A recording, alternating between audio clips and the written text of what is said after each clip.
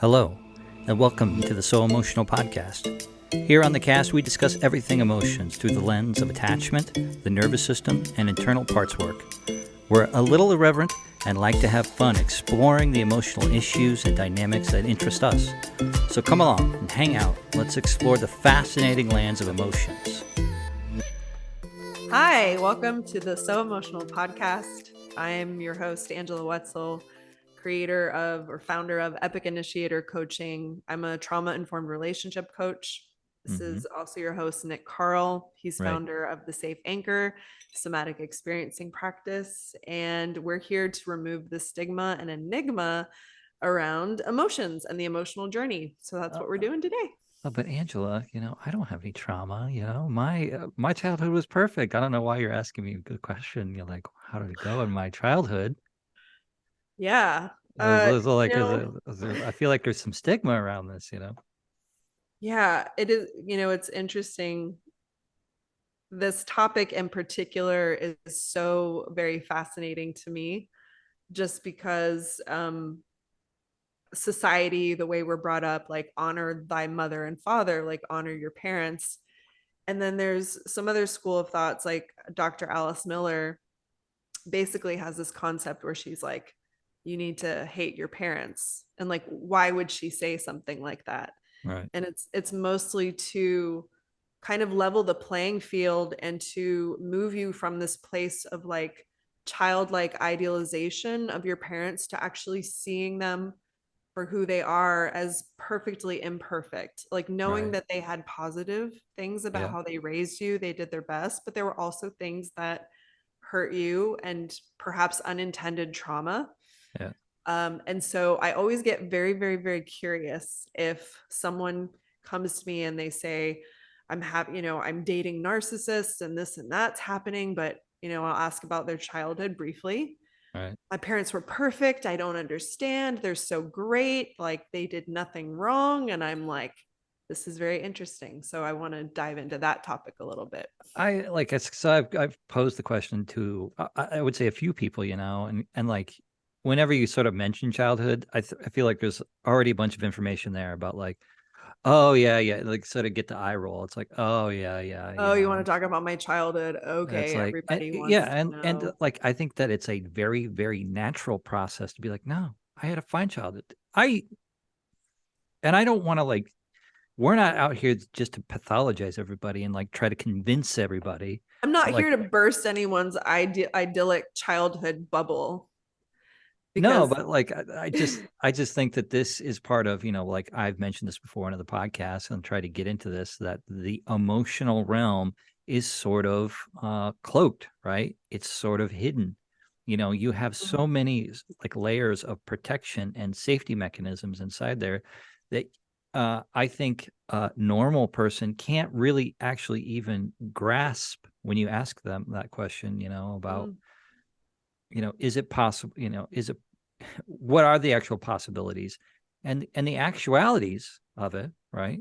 Is that yes, it's just like I think the emotional education level or like health level of our, we'll just say our country, in my opinion, I think is pretty low, right? Mhm. And I think that virtually everybody gets passed down all sorts of patterning, right? And wounding, via active or passive wounding, through neglect and all kinds of things that we are separated away from, right? So I Mhm. think it's kind of a loaded question. I don't think it's necessarily a fair question to ask somebody who's kind of uh, hasn't tuned in to their deep emotional patterning and how emotions actually interact with our lives and our beings, to ask them that question, Right. because it's so nuanced, right? Yeah. Right. I would say by the time people come to me, they have a pretty good understanding of what was helpful and what wasn't and how they were raised. Right. But occasionally people will ask what I do, we'll sort of, talk a little bit and that statement will come up like I had a great childhood. And Mm-hmm. then they'll talk about, a little bit in detail about some of their relationships and saying, well, that doesn't make any sense because my childhood was so great, Hmm. right? Oh, And I think this is a very like multifaceted topic. Like, how do you explain that? And I think there are several ways of explaining it. right. One of the just the bases that I like to sort of like begin with, or these are differences that like I kind of like came upon like, oh, and so one of the first one is like like I didn't necessarily like my parents growing up. I didn't like them at all. But one of the things that I came to find out was like how fundamental, like how deeply they actually shape my being, right? Mm-hmm. Because for a long time I think that like no, I'm just myself. Like I didn't even like these people, I don't really want to have anything to do with them. I'm me. I'm just like different. I'm just going to go off and do my own thing.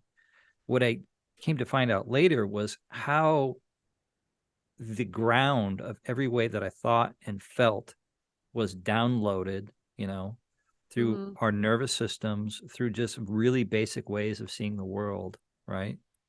Right. Um, I think it's hard to get the point across about how profoundly, it seems kind of dumb that like, yes, they're your parents, but how profoundly your parents and your primary relationships absolutely shape your world, shape Right. shape the way that you think and the way that you feel and some deep perceptions about the world, right? Like Right. that is the part like I didn't understand. Yeah. And Well, then you and have to then consider that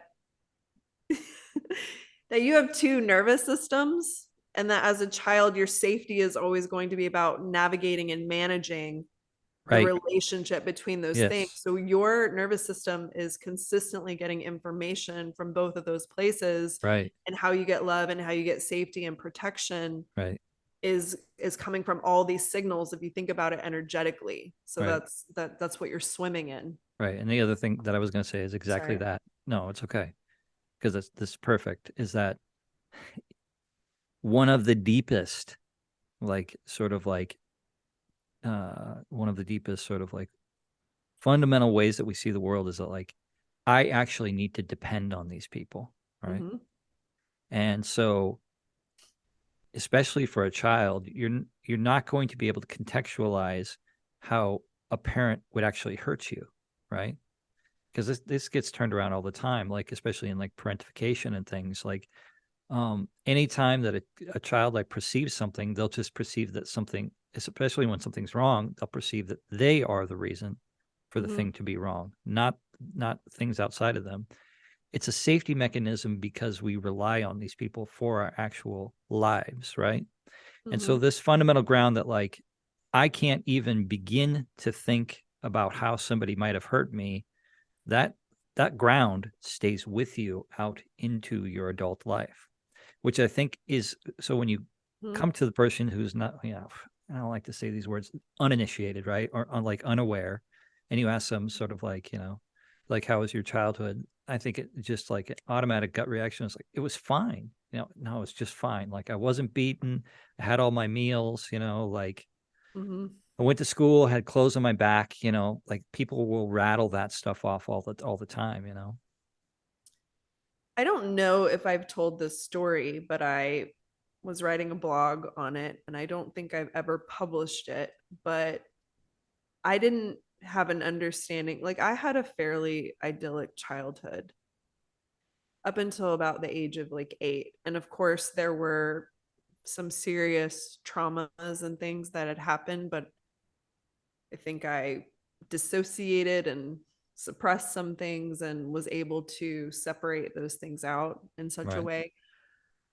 Um, but when I got into my teens, I really thought that every household was like, everybody goes through this. Like, this is pretty normal. This is common, right?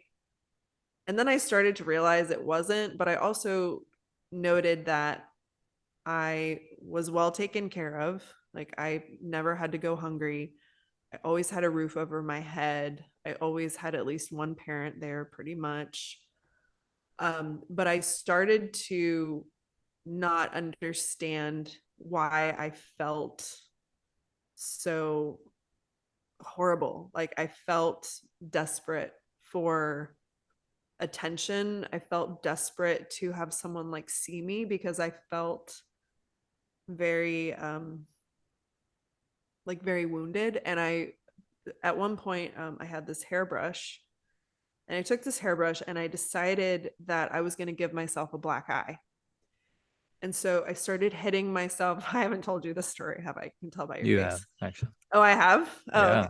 So, but your eyes, like they just got really big. But yeah, so I started slamming this brush against my face here, against my eye.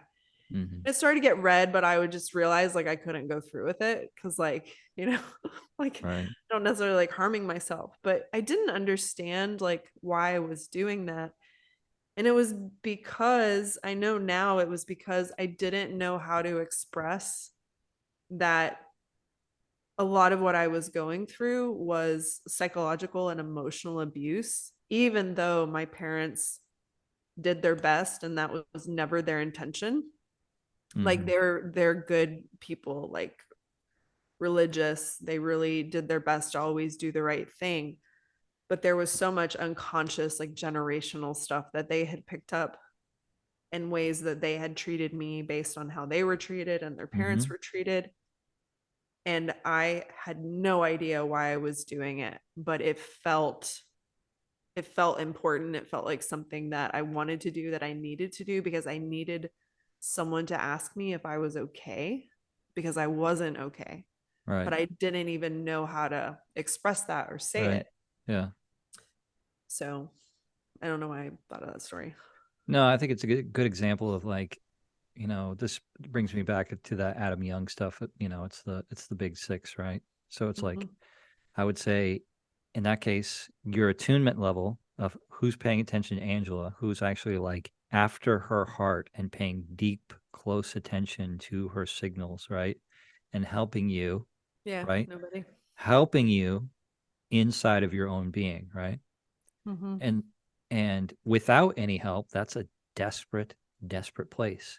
Desperate enough to make you pick up a hairbrush and smash yourself in the face, you know, instead of like going to somebody and be like, I don't know what's happening. I need help with what's happening on the inside. You have to bring it to the outside. Like, let me make my outside look Match like, my right. insides. Yeah. Yeah, and I had no way of saying I'm being abused, and obviously like not their intention at all, but there was abuse happening, Right. and I had no way of expressing it or even contextualizing it. It wasn't until I was in acting school, until I was at Tisch and NYU, that I started to go, oh, holy shit. I was like, I grew up in an abusive environment.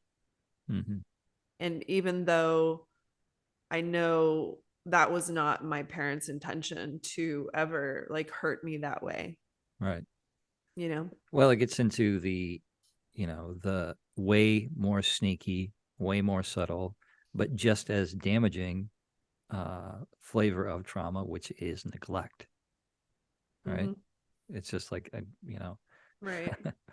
uh, in the Adam Young thing, he breaks it down into like six basic categories of what every child needs from their primary person, right?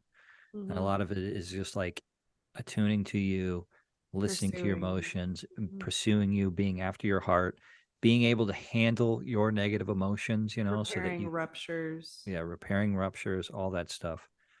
And without this like kind of constant care, constant like looking into your being, right? There, just the vacillations and then just all of the things that happen when you grow up, like, there's shit that's happening all the time, Mm-hmm. It's you're like left alone to deal with those things. When you were telling your story about the hairbrush thing, I remember I don't know how old I was. I was, like very early teens or, 8, 9, 10, 11, 12. I was homeschooled and it was like math homework, right? So I just was just given a math textbook and said, go to your room and do the lessons. and it was essentially impossible for me, right? It Mm. was impossible for me just because I would just I would get verklempt, I would get clenched. Um, Overwhelmed. I would get overwhelmed, right? And then I would sit in my room and then just feel this crushing feeling. And I had to do that day after day after day. And I remember once I went like a whole month of not doing anything. And then Mm. finally, like my mom's like, let me see your workbook, and there was nothing in there. Mm. And she's just like, what is this? What's going on with this? And I couldn't even begin to tell her like how I was processing, like I couldn't do it, and I got no Mhm. support with that whatsoever. Mhm. And I still feel those feelings today when I get overwhelmed. It's just like this Mhm. crushing tightness, this like pressure in my head, that's like, and it's one of the fundamental basis of the things like the mantras that I've told myself going through life. It's like nobody's coming, right? I will get no support in my life. That's not how life works. You don't get support in your life. Mm. Those things don't get hammered in. And these types of like uh traumas, right? Down later in my life have all kinds of effects out here later on down the line. So uh in our adult lives, as we, it's like we're both in our 40s. It's like we've been here for a while. We've had a few relationships. We start to notice patterns. That's one of the things right away when you start to notice patterns about how you're living your life. And you're like, Mhm. gosh, it's like, where does that come from? Well, it's like, guess what? It's like life is lawful, right?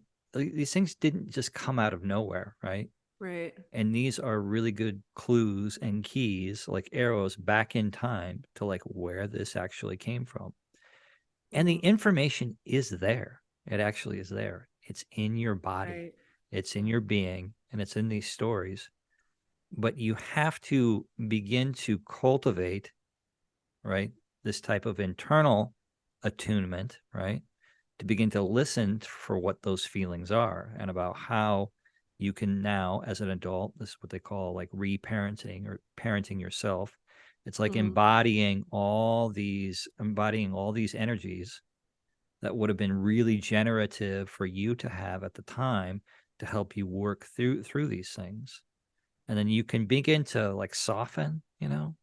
You can begin to kind of work through some of the locks and the patterning. Mhm. And that's what we talk about, getting parts of ourselves back, because if we can begin to unravel some of these knots or some of these places that where we were injured and show up for ourselves and know that they are wounds inside of us, that this is how we like start to develop new things, right? Start to make Yeah. choices as adults, right? Start to be creative instead of coming from a place of a wounding. And that's why it's like telling these stories in reverse, like, cultivating these relationships and starting to build out, um like this is like the essence of like creativity. It's like, it's like trying to create an environment where everybody sort of gets what they need and gets their needs met, and is Yeah. felt and is then connected with, and so people can relax, and then like, a different energy can start to appear, and then when different energies start to appear, different things happen. So you're not just like Mhm. compelled through your life. Right. So you're not just a lost child in strict survival mode. You actually have an internal support system, and you're also able to ask for support. And from that place, you're able to evolve into thriving, Right, which means that your life is going to look completely different. right, And so often I had like a million things I wanted to say while you were talking, and I was just like, but what ends up happening is like so often we are raised by emotional children. Like our yeah, parents have certain set points and they have their own upper limits and glass ceilings right, that they haven't broken through. And so we see their lives and how they treat each other, how they treat us, how they treat our siblings. And we take all of that information in and we come up with our ideas and how we believe the world to be based on all of this evidence. based on the people that were put in charge of us, they become our authority. They become that those most important sources of love and protection and support. And also they can become conflated with our own idea of what God is. So if Mm. we had parents that didn't really support us or weren't there, Right. then it's like there is no God, Right. right? Or also their own relationship with God. Yeah. So it's just interesting how much we actually introject. We just take it in. We take it in because Right. children operate in theta. So they're sponging in so much because we have until what, 25 years old when our brains are like kind of baked at that point. It takes Right. that long in the human development cycle.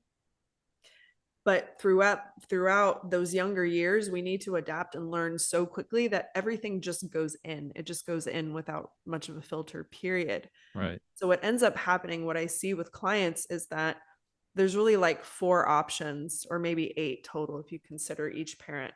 But it's basically emulate or reject certain aspects of my Right. parents, right? Yes. Yes. So I will either be like or not like mom. I will Right. be like or not like dad. Right. Maybe that's just four.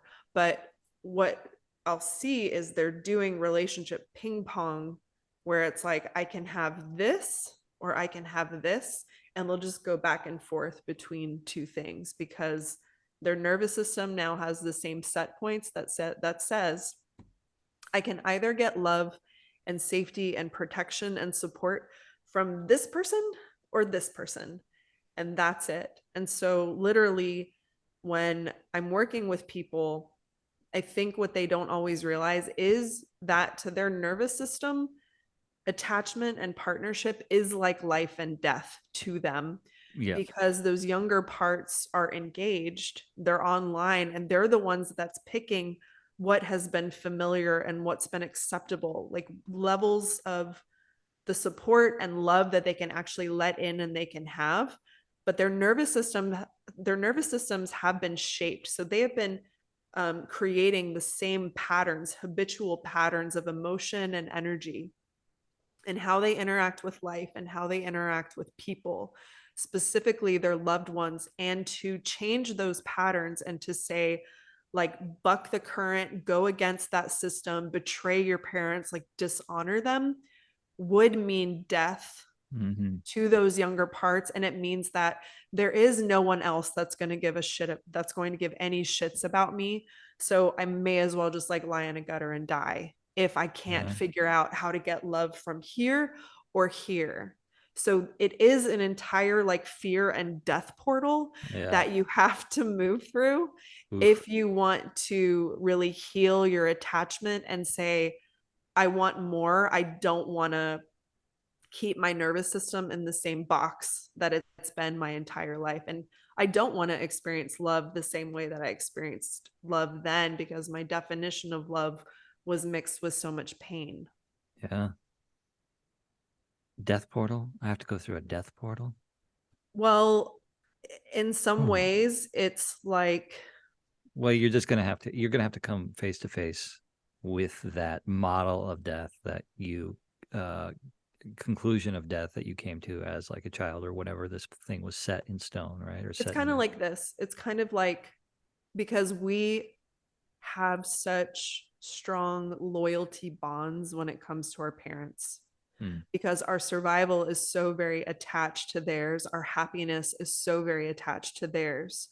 So this means betraying that entire survival structure that's there, Yeah. which will feel entirely like batshit crazy. And Hmm. it means that if you step out of that system or that paradigm, that potentially you will displease your parents, or maybe if you are a parentified child, that they won't get the support or whatever they need from you or whatever you did to fill in the gaps and take over. That won't happen. Your parent may die, they may get angry, they may leave and never come back.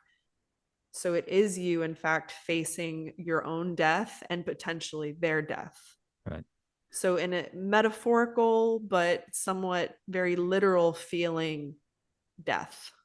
I mean, I have the story, and I've probably told the story. I've told the story, but it fits perfectly in this, right? Mm-hmm. Kind of like I said, I I didn't get along with my parents, right? I thought that I Mm-hmm. was like at odds with them, right?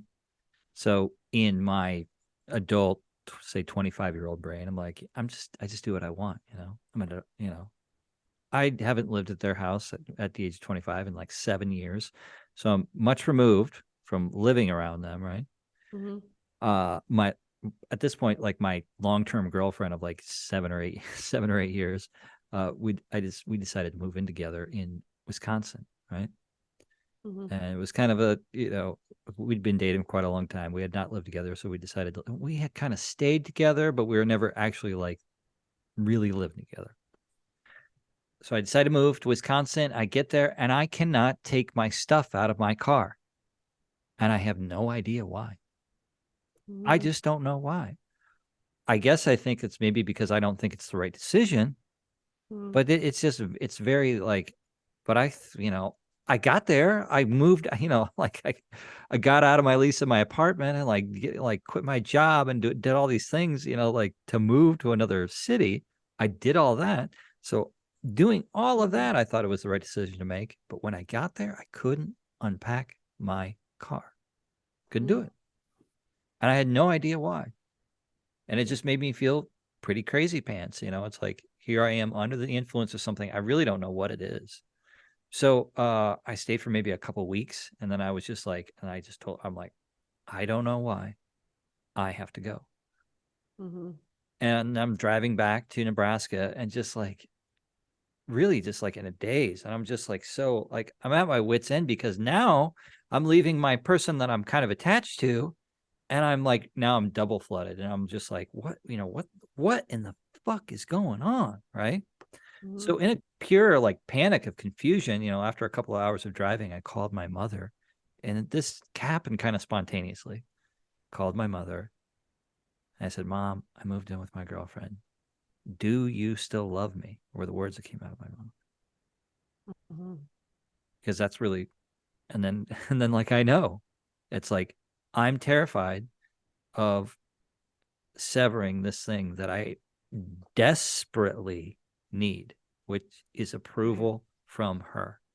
Right. So desperately that it like actually had full control over my being, not talking to my upper head, right? So this is all happening on a different operating system than the one I thought I was in control of, which I Yeah. am not, right? Yeah. Which is Yeah. a pretty big kick in the ego balls. It's like, well, oh yeah, like I'm a man, I'm doing my Yeah. own thing. It's like, oh no, no, right? Like I'm like 4 years old or something. I don't know what it Yeah. is, right? And she said, well, yeah, I'll always love you. And I just remember crying my fucking eyes out. Mm. And I turned around and went back.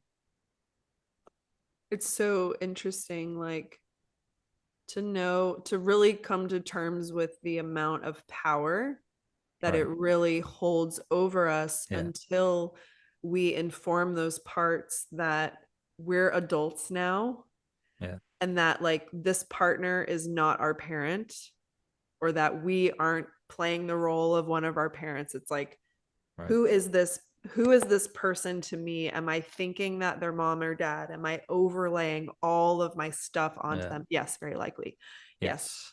Yes. And it's also like, if you want a shot at having a different kind of love, especially if you didn't feel seen, heard, understood, supported, cared for, all of the above, you literally have to face those fears, like of betraying your parent, of being disloyal, of being really honest with how you feel around how you were raised. Like emotional honesty, radical emotional honesty, and radical self responsibility is needed to an nth degree. Right. God, who's the guy who he talked a lot about triangulation in families? What is his name? He talked a lot about shame too, shame based stuff. I forget what his name was. Is it the same guy that created the drama triangle? No, this guy had like a PBS program like back in like the early '80s or something.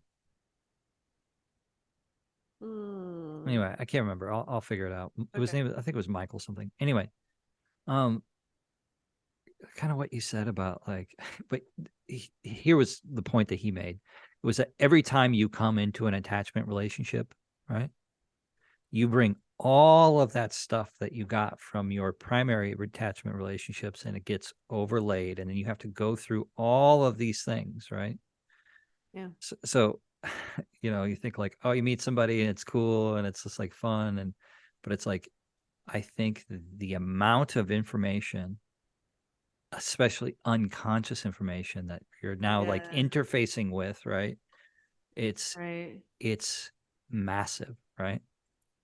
And so when you ask somebody like, okay, well, oh, how was your childhood? Oh, my childhood was fine, Mm-hmm. Uh, it's sort of just like it, it it sort of mirrors that the amount of information that remains hidden or in the unconscious, Right. is the same amount like that is like unconscious when you interface in a relationship. It's like so much comes in when you get into attachment. There's so much information there. Right. Right. Yeah. And so like Peter Levine's books or, his stuff is about somatic experiencing, but Bessel van der Kolk, like the body keeps the score.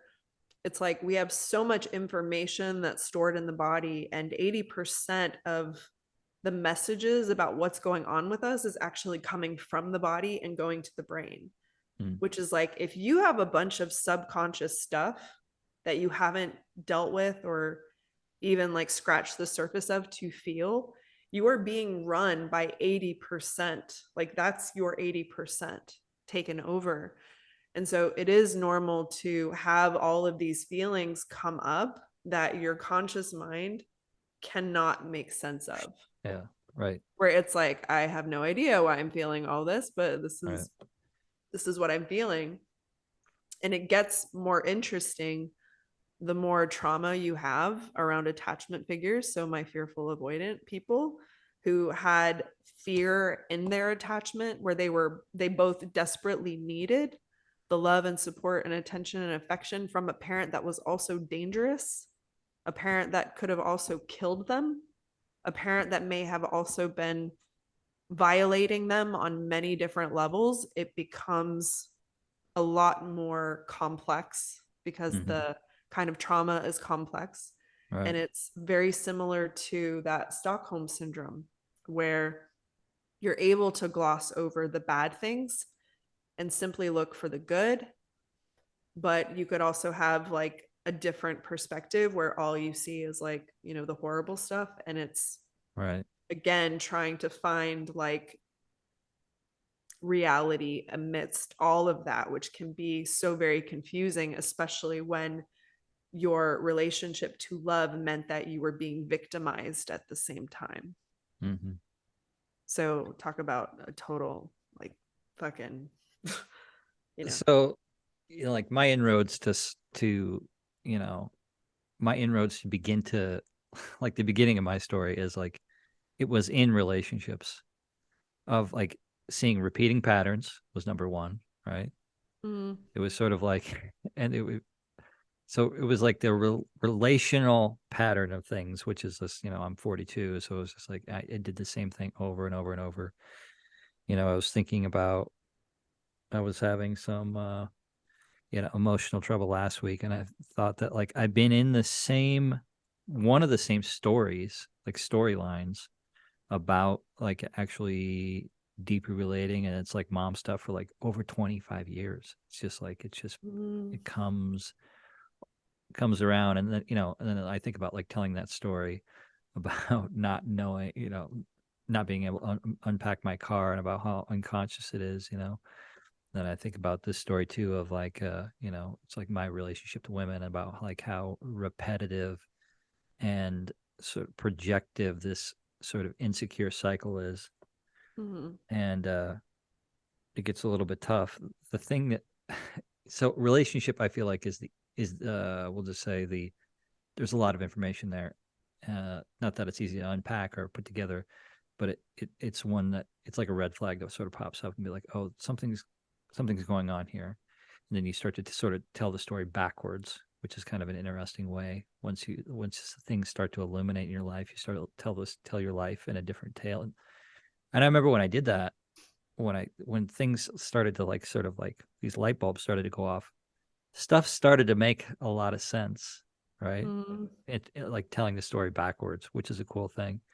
Um, but I'm interested too because I know that like that it's deeper and more ubiquitous. It's just across the board everywhere.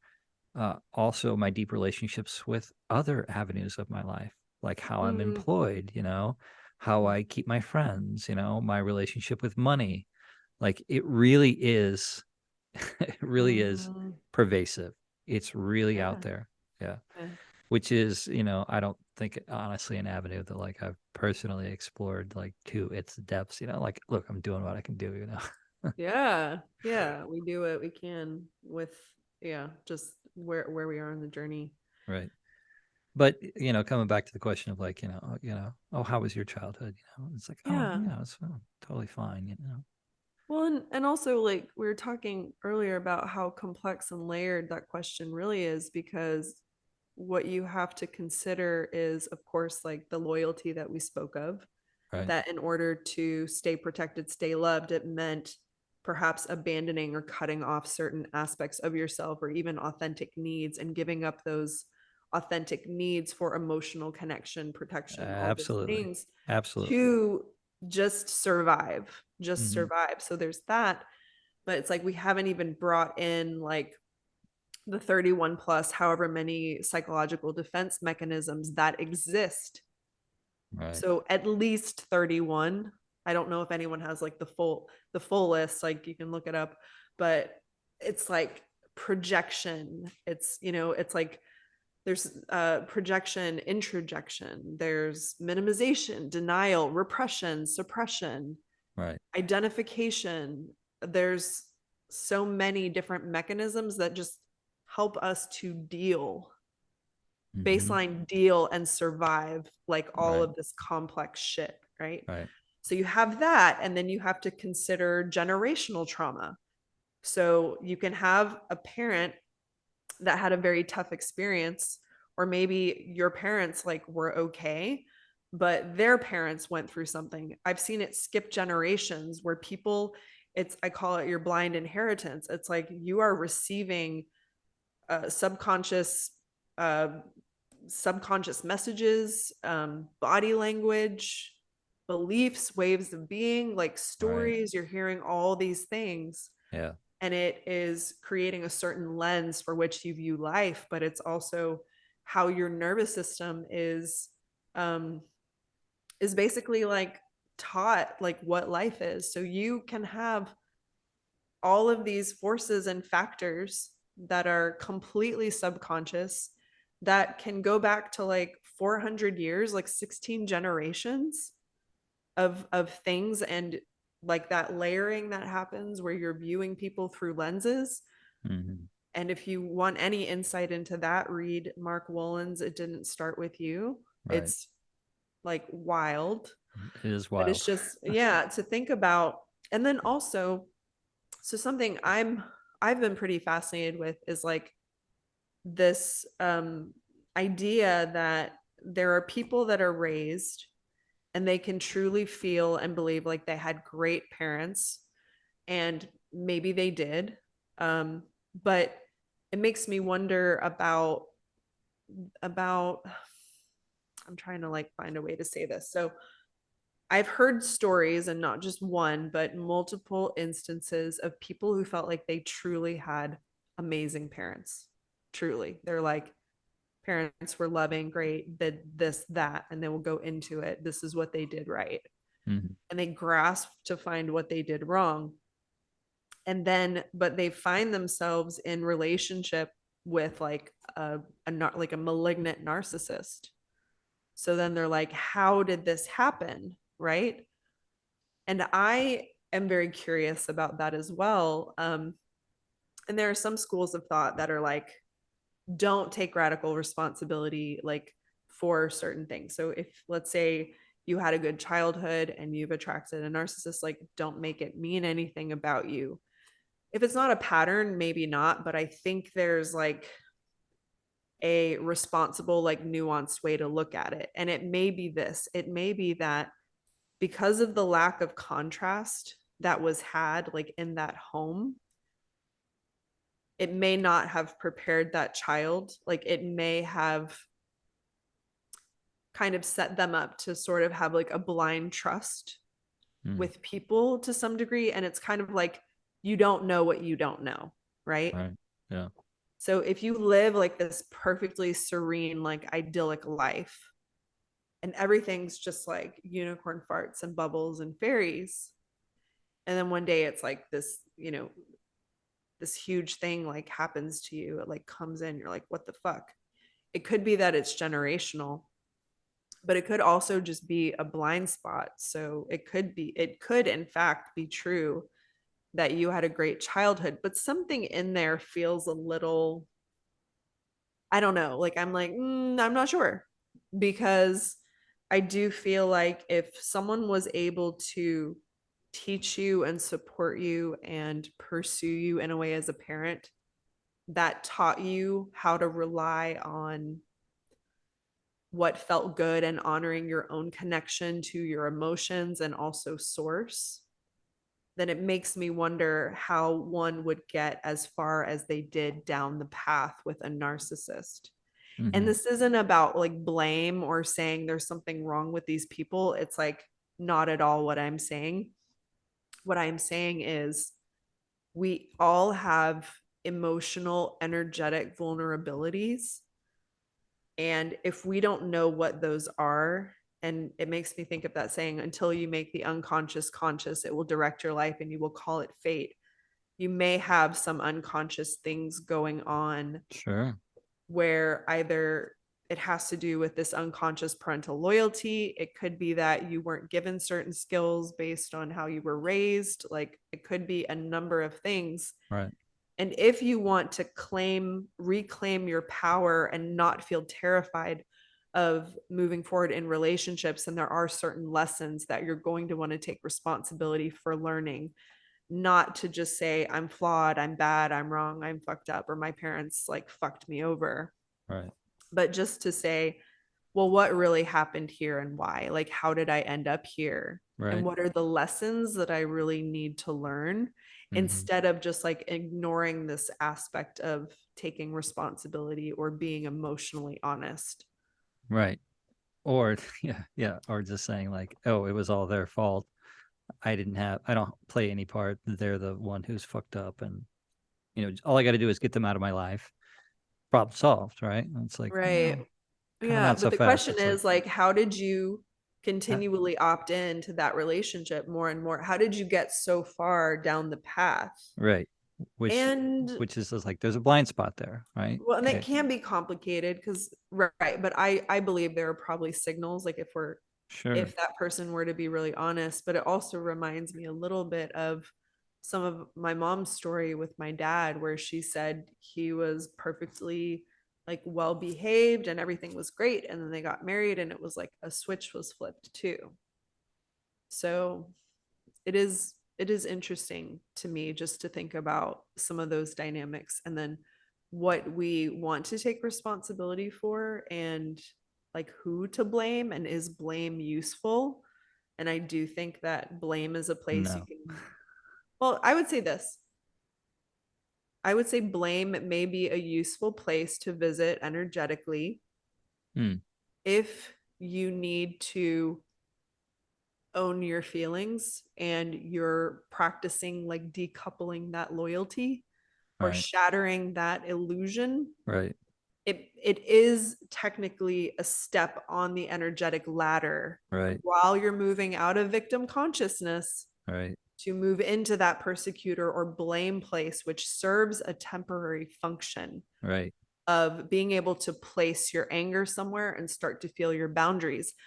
But you really don't want to like build a vacation home there or stay for a Yeah. prolonged amount of time because Uh, it's destructive. well, that's like, one of the ideas of like, if you are sort of like energetically held back from even perceiving that your parents may have harmed you, right? So it's like moving into a place temporarily for the function to find your actual feelings, right? Yeah. Would Hmm. be to come into a place of, oh, because for a long time I was here, okay, Hmm. which was like, yeah, I didn't like my parents, but look, they did the best they could, and that was just the mantra that I would just go with, right? Hmm. Okay, Right. until I sort of like began to explore that stuff, right, and did a lot of like process work around like thinking and feeling, and then beginning to like actually embody that, like, oh yeah, I am actually really really angry that I didn't get what I wanted, what I needed. Hmm. And now that I'm stuck here with like, the payoff of this because they fucked up, right? Hmm.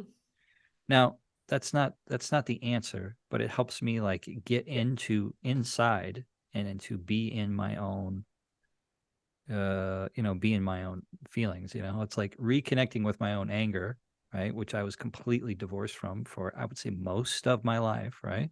Hmm. Except for in like completely projective, outside things, Yeah. was an interesting step. And this is like these are part of the processes of like coming back into the feeling place and in the feeling state. And yeah, like when you first get back and get embodied with it, it could be pretty fucking wild, There's a lot of shit Yeah. of like unexpressed. We're chronically underexpressed, right?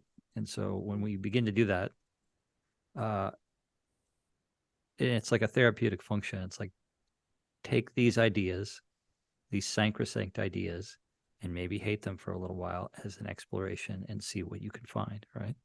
Doesn't Right. mean you have to hate them forever, but honestly, it begins to, especially when you talk about generational trauma, when you can begin to Mhm. understand like what your own makeup is, then you start to see like it's with everybody. It's not just you. Everybody has this whole entire matrices of things that make them up and sort of like constrict them and hold them back, and it ends up being their secret emotional underpinnings.